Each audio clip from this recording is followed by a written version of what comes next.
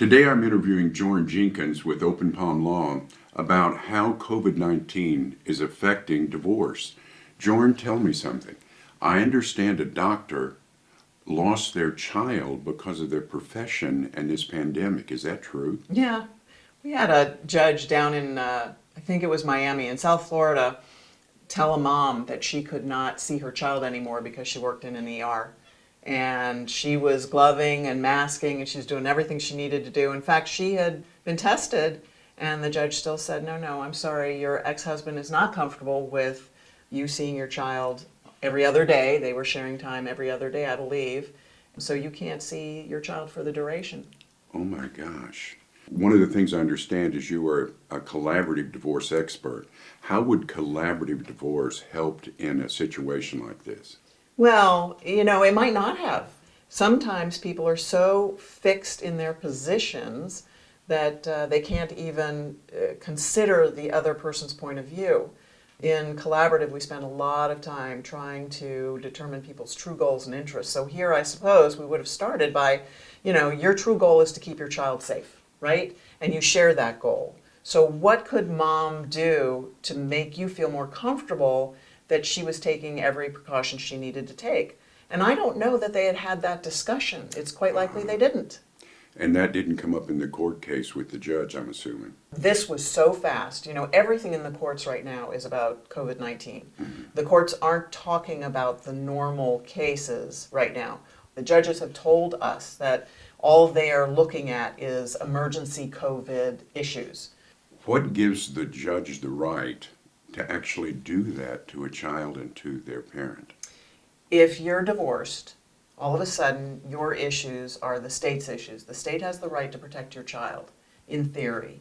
But what happens is you have the right to protect your child until the child's other parent wants a judge to help him do that, in theory.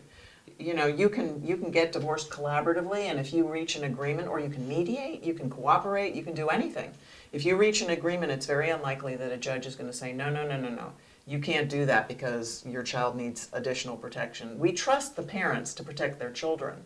But when one of them goes to a judge, then all of a sudden, you've got to go in front of the judge, and the judge has the authority to decide how you're going to live your life. I would imagine this doctor, thinking she knew all the protocols for safety, didn't think she needed an attorney to walk into that courtroom with her. Is that the case? Well, what's interesting? In a lot of divorces, one parent will say to the other parent, you're the doctor. I think you should make all the health-related decisions. I had that in one of my collaborative cases, and that client's lawyer got very upset because that client was giving up a right that client had that he had thought about, and he really wanted his wife, the nurse, to make all the health-related decisions. And so that was an interesting case because that lawyer really needed to get on board with, no, it's your client who runs the show in a collaborative divorce. Right. I've had parents say, no, I want to be the decision maker on education. I'm the school teacher and I think that's right. And the other parent has said, okay, that's fine. Most of the time, parents are not nominated to be the one in charge of anything. It's supposed to be co-parenting. It's supposed to be joint decision making. And so hopefully that's usually what happens. Joryn, does this doctor have a right to appeal that decision by the judge? Well, in fact, this doctor did appeal, and it got not reversed, but the order was what we call stayed. So the appellate court said, hey, hang on, what?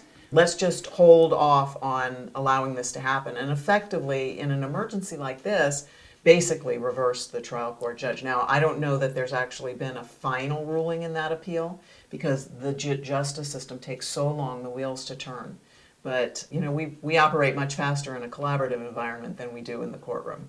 Well, we're going to wrap up now, but if you're going through a divorce and you have a profession where you think COVID-19 to come into play during that divorce, I suggest you call an attorney. Absolutely. I want you to help me help you create your 2020 marketing plan. I want to know the questions that you still have. I want to know what tips you think that I can help you cover. You can reach me at jorynjenkins.com. You can visit my website, www.jorynjenkins.com. I also offer collaborative coaching. I offer weekly masterminds, I offer webinars, I offer toolkits. I also have a week-by-week, year-long marketing plan that will help you personalize your own marketing program for the year 2020. It will help you change the way the world gets divorced in your venue, wherever that is. Or you can buy my book, Changing the Way the World Gets Divorced. The subtitle is Marketing Your Collaborative Practice at jorynjenkins.com. Thank you so much.